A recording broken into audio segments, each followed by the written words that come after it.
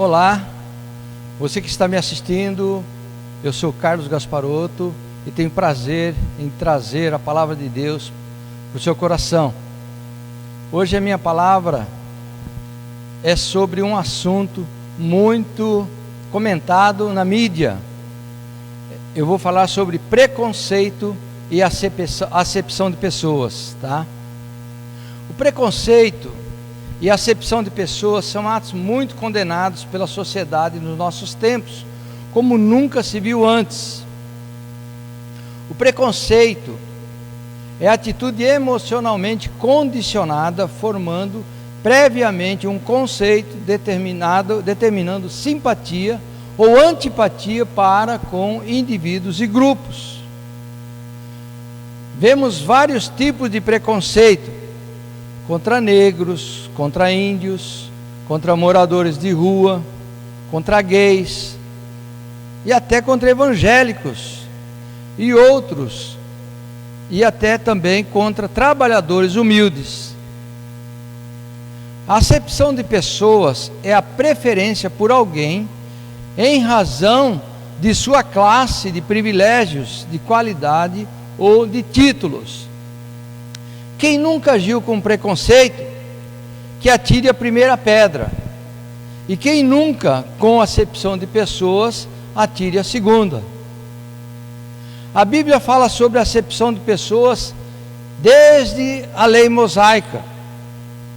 Lá em Deuteronômio 16, 19, Deus falou contra a acepção de pessoas, que não lhe agradava. Esse texto diz: não torcerás o juízo, não farás acepção de pessoas, nem receberás suborno, porquanto a corrupção cega os olhos dos sábios e perverte as palavras dos justos. Nesse texto, Deus adverte o povo judeu em suas relações interpessoais que não mude o prumo das leis e nem faça acepção de pessoas para receber suborno, receber propina ou dinheiro ilícito. Em nossos dias, esse mandamento nos lembra as distorções que os ministros do Supremo Tribunal Federal fazem da Constituição Federal a seu bel prazer, transgredindo as letras da nossa Carta Magna, passando por cima do nosso Estatuto Constitucional, tanto para soltar bandidos já condenados nas instâncias inferiores do nosso judiciário, quanto para limitar ilegalmente os poderes do Executivo e do Legislativo. Como resultado, vemos o previsto no Deuteronômio: a corrupção cega os olhos dos sábios e perverte as palavras dos justos. Aqueles ministros togados do STF, como pretensos sábios jurídicos, são como cegos, que pervertem as palavras dos outros, porque se corromperam com o poder. Até o apóstolo Pedro foi advertido por Paulo por fazer acepção de pessoas. Veja em Gálatas 2, 11 e 12. E chegando Pedro a Antioquia, lhe resisti na cara, porque era repreensível. Porque antes que alguns tivessem chegado da parte de Tiago, comia com os gentios, mas depois que chegaram, se foi retirando e se apartou deles, temendo os que eram da circuncisão. O que Paulo está dizendo aqui nesse texto? Aqueles que eram da parte de Tiago eram judeus, messiânicos, convertidos a Cristo, né? Mas depois que chegaram os gentios, né? Aliás, depois que chegaram os judeus, Pedro estava junto com os gentios, ele estava com a igreja, participando junto com os novos convertidos que não eram judeus. Então eles comiam carne, todo tipo de alimento que é restrito aos judeus. E quando começaram a chegar os judeus, que ele chama aqui da parte de Tiago, Pedro começou a esfriar, né, as suas conversas. Ele parou de conversar com os gentios e foi se afastando deles, para o lado onde estavam os judeus que estavam chegando. Então Paulo afirma que resistiu a Pedro na cara, ou seja, ele advertiu ao apóstolo Pedro de que ele comia carne de porco com os gentios, mas quando alguns judeus se aproximaram, Pedro se afastou deles, dos gentios. O mais interessante nessa questão é que posteriormente um apóstolo Pedro mais amadurecido aconselha, olha o conselho dele, 1 Pedro 1,17: e se invocais por Pai aquele que sem acepção de pessoas julga segundo a obra de cada um, andai em temor durante o tempo da vossa peregrinação. Então veja que Pedro mudou totalmente a sua concepção. Eu lembro que Pedro era pregador para os judeus, tá? Enquanto que Paulo se tornou pregador para os gentios. Mas Pedro, na sua carta, ele lembra que nós devíamos invocar ao Pai sem acepção de pessoas. Então Pedro mudou totalmente o seu conceito, ademais não somente pela bronca que o apóstolo Paulo deu nele, mas por um acontecimento sobrenatural que eu vou narrar aqui, que fez com que Pedro mudasse completamente o seu conceito a respeito das pessoas, dos judeus, dos gentios, que os judeus não se engraçavam muito, né? Eles achavam os judeus impuros. E aqui nós vemos esse pensamento dentro da igreja já, havendo divisão entre judeus e gentios.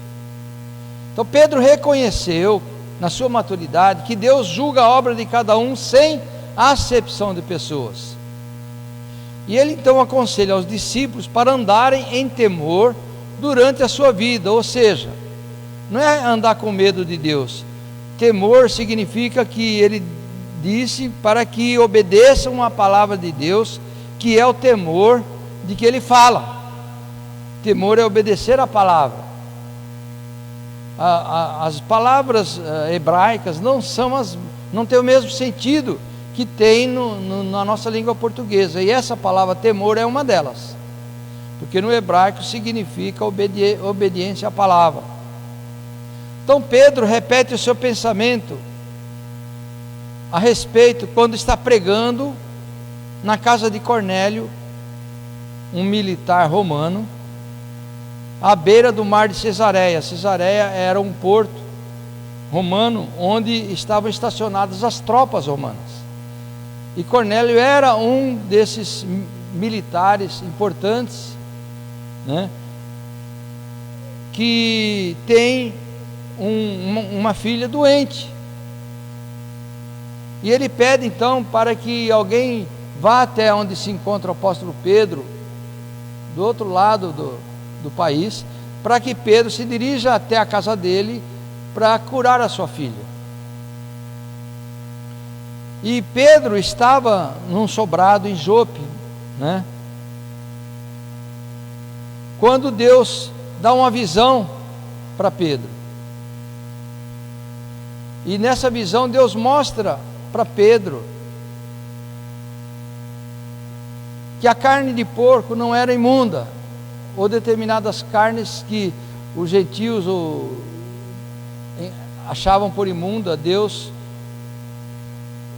traz um acontecimento surpreendente para o apóstolo Pedro.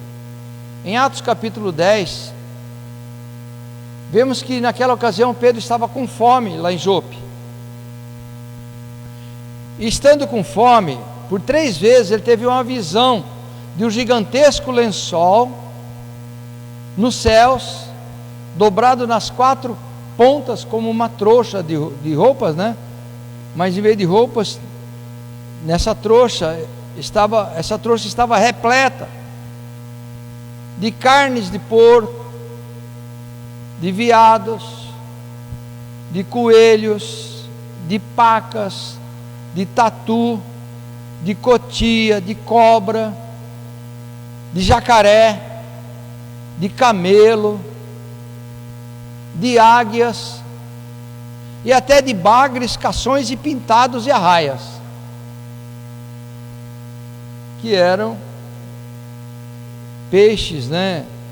Elementos do mar que não era dado aos judeus comerem, porque só podiam comer peixe com escamas, e outras carnes consideradas imundas na lei mosaica. Então Pedro vê isso tudo num lençol, e por 3 vezes Pedro ouviu uma voz do céu que lhe dizia: Pedro, levanta-te, mata e come. Deus falando para Pedro.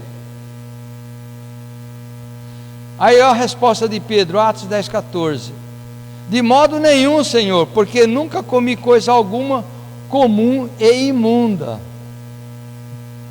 Vejam só, né? Vocês já imaginaram esse diálogo estranho, exótico entre Pedro e Deus, entre Deus e o apóstolo Pedro, que teimava em não comer as carnes oferecidas a ele por Deus?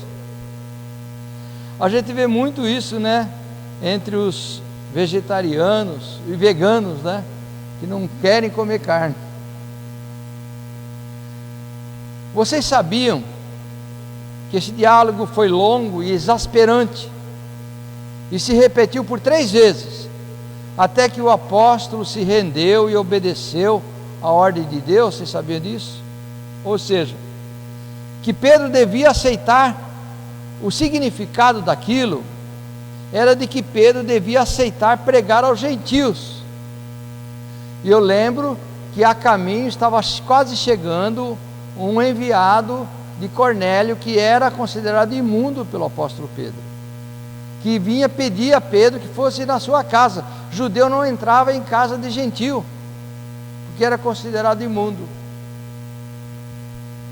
E Pedro não iria atender aquele ajuda se não tivesse Deus falado com ele dessa maneira.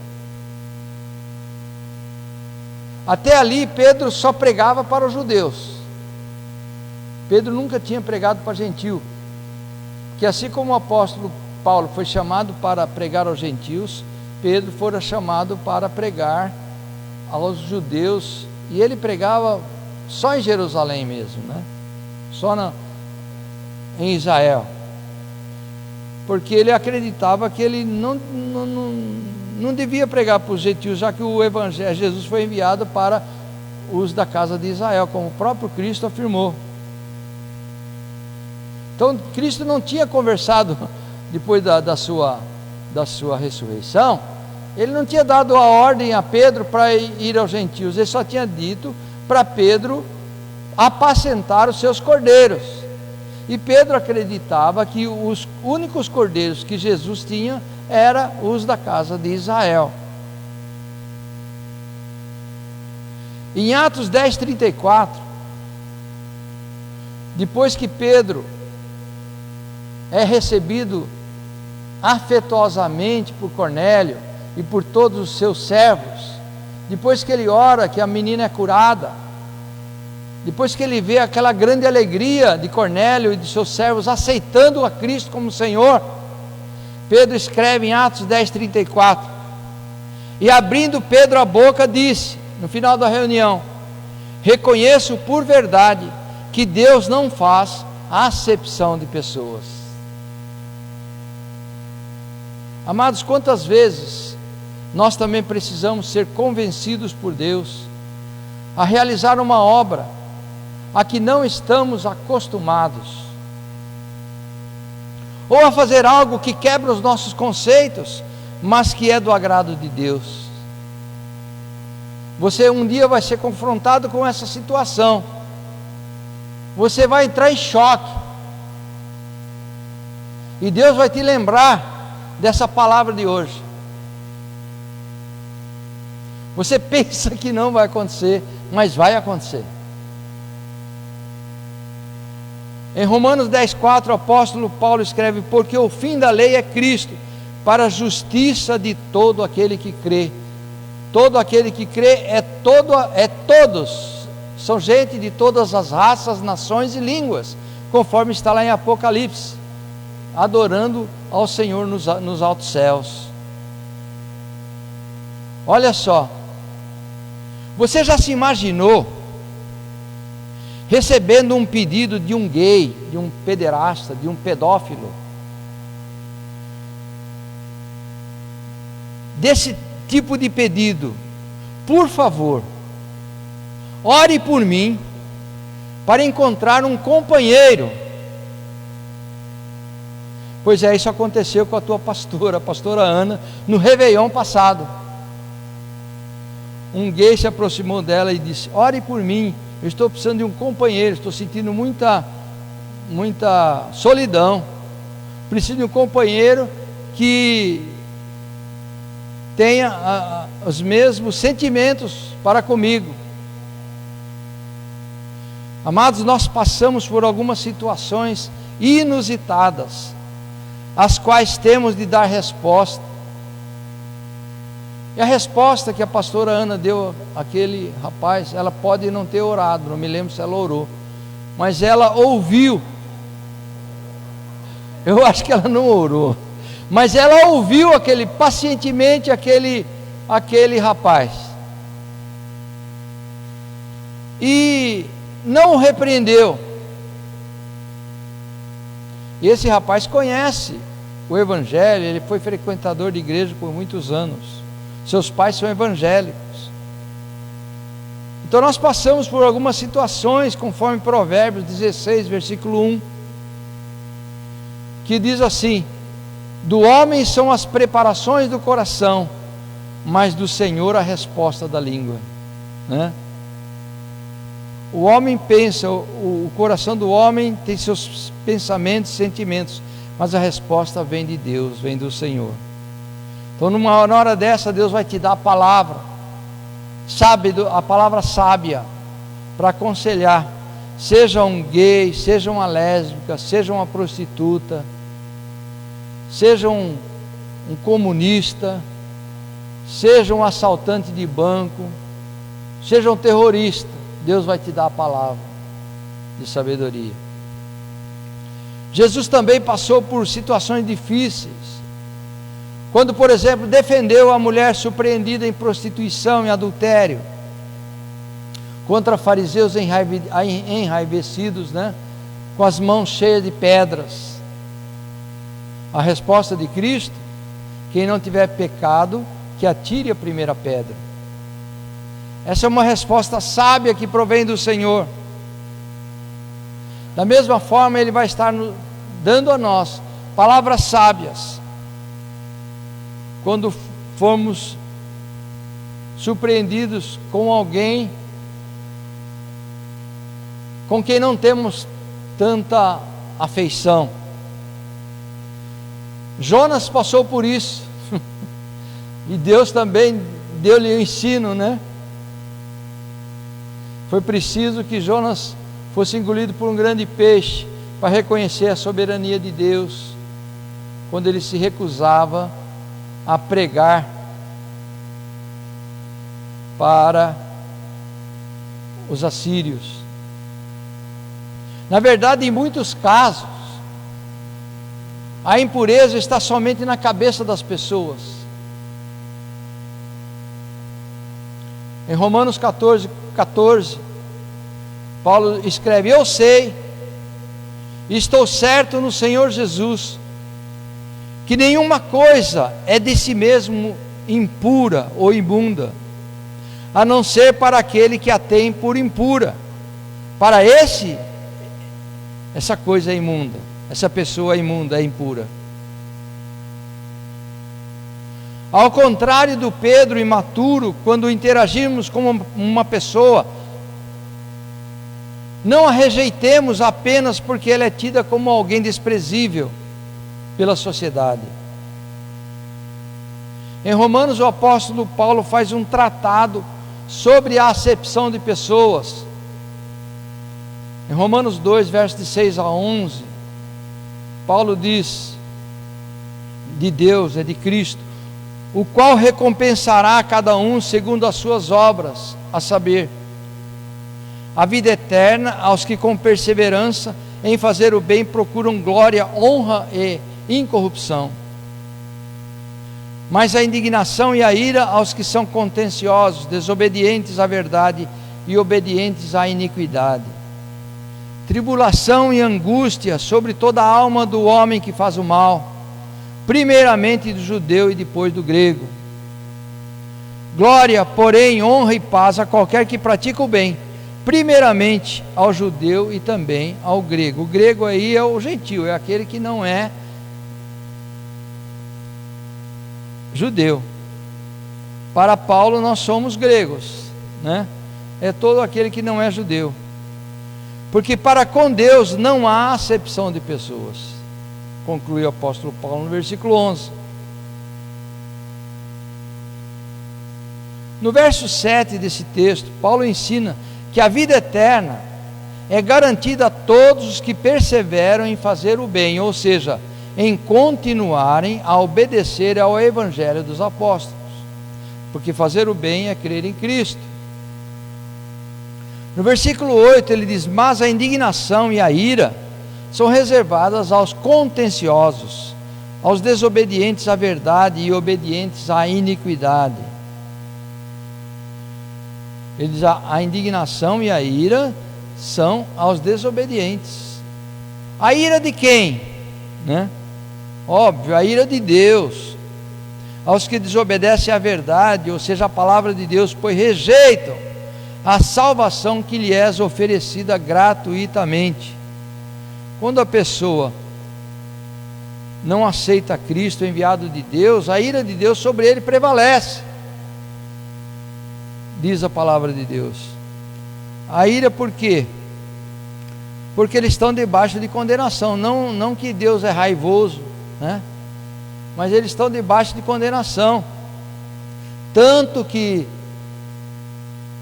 a grande tribulação em que os judeus que rejeitaram a Cristo e todos aqueles que rejeitaram a salvação oferecida por Deus, se chama o tempo da ira do Cordeiro, quando Deus estará disciplinando todos aqueles que rejeitaram a sua obra por meio de Jesus.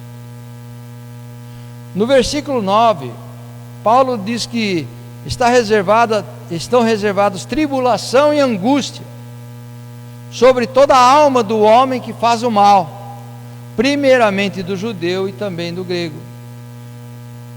Então, tanto o judeu e tanto o grego podem ser salvos por crerem em Jesus, mas os mesmos também podem se perder por rejeitarem o Espírito Santo, ou seja, cometerem o pecado de morte, que é rejeitar o plano de Deus, que enviou Cristo para morrer por eles.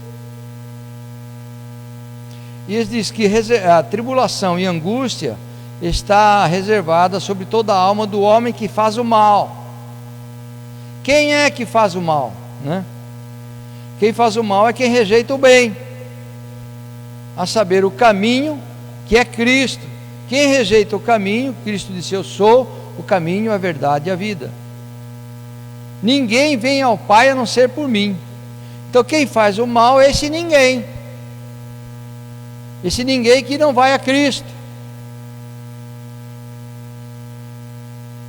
Esses que fazem o mal são aqueles que não aceitam a Cristo como Senhor de suas vidas. Eles receberão tribulação e angústia, seja ele judeu ou seja ele gentil, acentua o apóstolo. A linguagem de Paulo deixa explícito que o judeu não é salvo por ser judeu, mas somente se for em Cristo.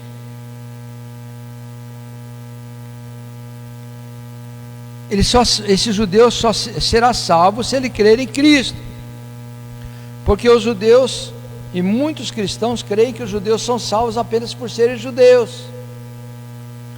Não, é preciso que eles passem pelo mesmo processo de novo nascimento que todos os demais homens, caso contrário, eles receberão tribulação e angústia nas suas vidas. E no verso 10, Paulo diz: glória, porém, honra e paz a qualquer que pratica o bem, primeiramente ao judeu e também ao grego. O mesmo judeu, o mesmo grego que é condenado por rejeitar a Cristo, também recebe glória, honra e paz quando aceitam o projeto de Deus para as suas vidas. Quando aceitam a Cristo, recebem glória, honra e paz.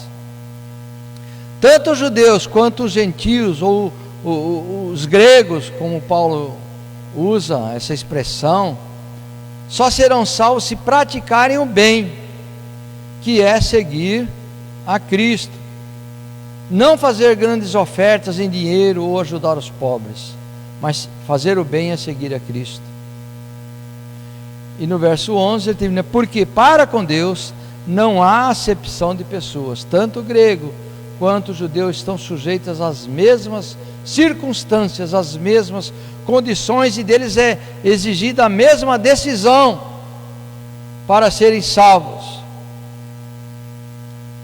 Portanto, desde o verso 6 até o verso 10, Paulo vem discorrendo entre dois tipos de pessoas, judeus e gentios, mas também os obedientes e os desobedientes.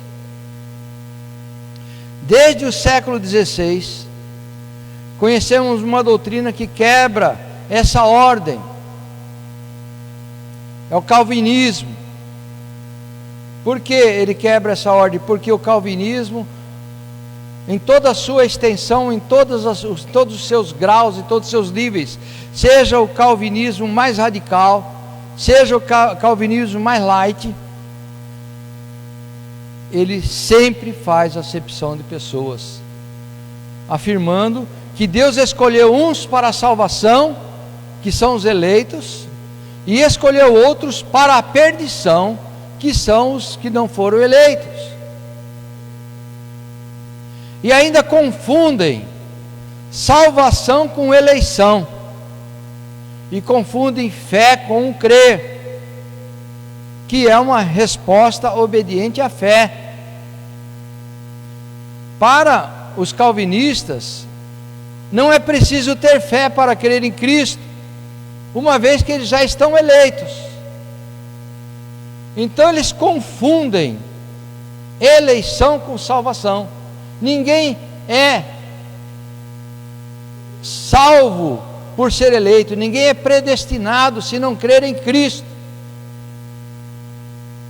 E eles ensinam errado essa doutrina, essas duas doutrinas da predestinação e da eleição, porque a predestinação e a eleição não são atitudes individuais, não é um chamado individual, é um chamado coletivo, tá? A predestinação é para aquele que já creu em Cristo, que já está salvo. Uma vez que estamos salvos, então, depois de salvos, nós somos chamados de eleitos, de predestinados em Cristo, tá? Porque predestinado significa aquele que está destinado à salvação, e só está destinado à salvação aquele que creu em Jesus Cristo e se arrependeu. E com essa pretensa eleição, eles anulam a cruz de Cristo, pois se já estão eleitos, não seria preciso Cristo morrer numa cruz para os salvar, bastaria serem eleitos. E na verdade, a salvação é pela graça de Deus sobre todos os homens. A salvação é a graça de Deus sobre todos os homens, e a eleição é a bênção somente sobre aqueles que já estão salvos em Cristo. Então a eleição não é um chamado à salvação. A eleição é somente sobre aquele grupo de salvos. Depois de salvos é que são considerados eleitos. Por isso, os calvinistas têm a sua fé em acepção de pessoas, contrariando o dito pelo apóstolo Tiago. Veja que Tiago vai no mesmo sentido de Pedro e Paulo. Tiago capítulo 2, versículo 1: Meus irmãos, não tenhais a fé de nosso Senhor Jesus Cristo, Senhor da glória, em acepção de pessoas. Por que Tiago fala isso? Porque a igreja a qual ele destinou essa carta, havia acepção entre pessoas ricas e pobres. Os pobres estavam sendo relegados a segundo plano.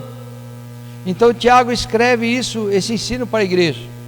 Tiago ainda ensina que a acepção de pessoas dentro da igreja é considerada uma grave transgressão. Vejam Tiago 2, versículo 9. Mas, se fazeis acepção de pessoas, cometeis pecado, e sois redarguidos pela lei como transgressores. Então essa acepção é tão grave que ela é equiparada a pecado pelo apóstolo Tiago, né?